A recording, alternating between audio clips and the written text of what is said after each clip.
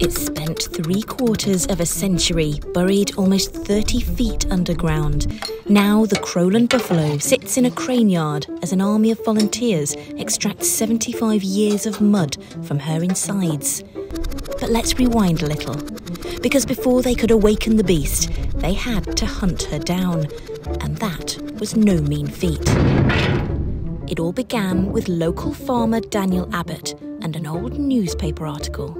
Breach and wash bank stopped. 16 tanks filled the gap. Hazardous operation completed. It told the story of how in 1947, following epic snowstorms and catastrophic floods, the military lined up 16 Buffalo tanks, technically amphibious vehicles, to form a kind of makeshift dam. The story goes that although the army weighed them down with sandbags, many of the buffalo, well, kind of just floated away. They were, after all, amphibious. Tanks whirled away like matchsticks. One swung out of position and disappeared in a 28 feet deep hole. For decades after the floods, rumours flew that 4 buffalo were buried beneath Crowland. Schoolchildren would go down in their holidays with buckets and spades and dig. Then, in 2018, Farmer Daniel was at a tractor rally at RAF Wittering. He got chatting to the station commander, who volunteered the services of their bomb disposal squadron. They came down with their bomb-detecting gear and concluded that there was definitely something buried beneath Crowland. So I wrote to the MOD asking them if there was anything left behind. They said, reply back, we'd forgotten about it, and there could be a possibility something left behind. What would I want to do with it? More people joined Daniel in the hunt. A drone survey picked up heat signatures in the ground. A mini digger was deployed, but it could only reach 10 feet down. There was no buffalo to be found.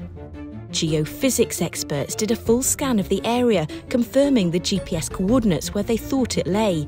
They needed to dig. But by now, the weather had set in. The water table was too high. They also needed someone who could dig kind of deep.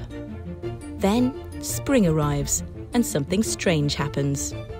I had a dream that I walked into a building and this buffalo stood in front of me, and everything I'd worked hard on for the last 3 years was behind it, on show. It's quite uncanny. And that was on the Wednesday, and on the Thursday, North Level Drainage Board rung me up and said, oh, we're coming on Friday to help you dig for your buffalo. Couldn't believe it. We'd started smelling fuel, so we thought, okay, there's something here. We was just scraping slowly, and we were sort of giving the digger driver instructions, just sort of just scrape a little bit and a little bit more. And then all of a sudden we just scraped the rear tailboard on the buffalo. The digger bucket just came along the top and just drew a nice steel line, and we went, right, stop. And we'd found it. That was quite a moment, because we got the buffalo, we understood its orientation, and we figured out we could get that out. When we climbed down, the brass catches on top, everything worked.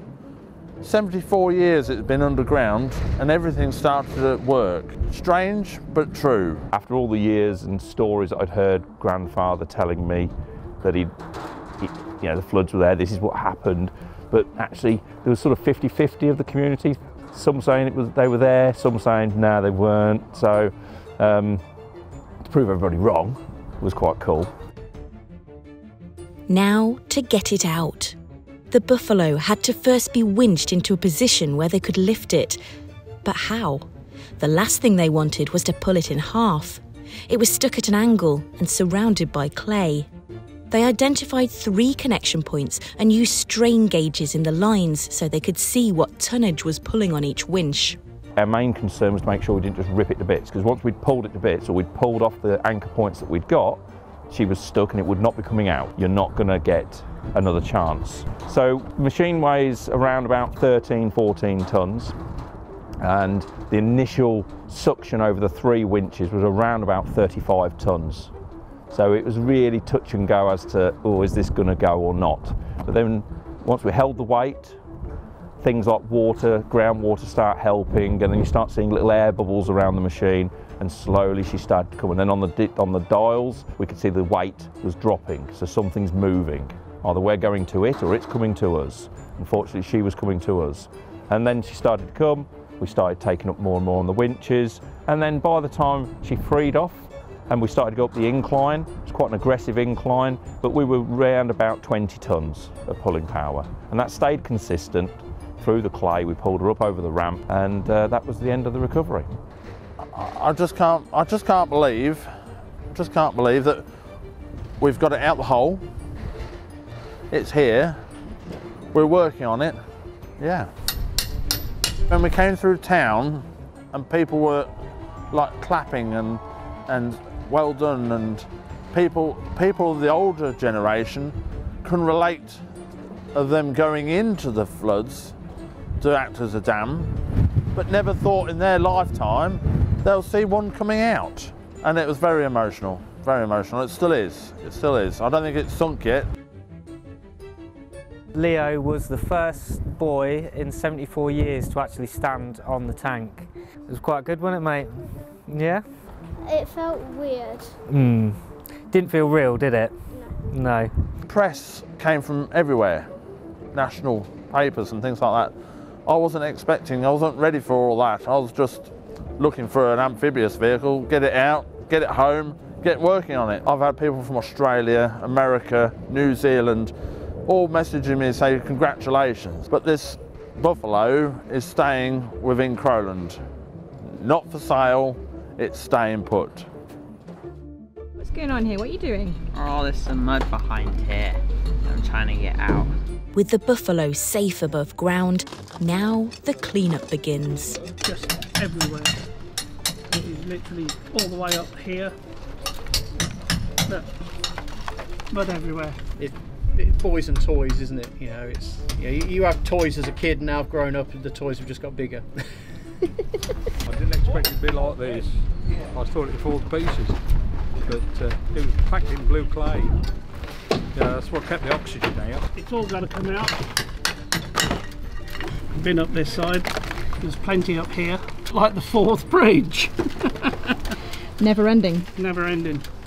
Never ending. Never ending. The nasty part about it is I can remember when they put these in. Where I live now, over at Dowsdale, the water come up to the road there from Crowland, that's 4 mile, and it come up the road there just as if it was the seaside. There's literally wounds on the Buffalo that are now starting to tell a story, and there's different little stories coming up. Did she go across the Rhine? Was she involved in certain other explorations? And that's now starting to come out. I think the back half is, I think it's a Northamptonshire Yeomanry, and the front half insignia is 4th Royal Tank Regiment, apparently. You think they could get it running again? Not this one, no. Crankcase is busted down on it. Yeah, crankcase is corroded through. Yeah. The engine's knackered, but we're looking for another engine to go in for show. Do we get it running? Does it ever move again? That's in the land of gods, I'm afraid. There's 3 more there, in the same place. 2 of them's in the pits, what they use for fishing pits now, and they'll be gone because oxygen's got at them, but there's another one next to this. It's on its side, I think they said, when they've done the geophys and that, but it could be in the same condition as this one. It's going to stay in this yard until we have a committee meeting to work out what the next plan is. Museum, like my dream, may come true, and for it to sit in a museum with a load of it, all the information I've studied on around it, then yeah, we'll aim for the museum, but when, I don't know. And will there be a number 2? We may go back in a few years and recover another one. So watch this space. You are going to do that. Yeah, well, I've got one out, might as well have a look for another one, mightn't we?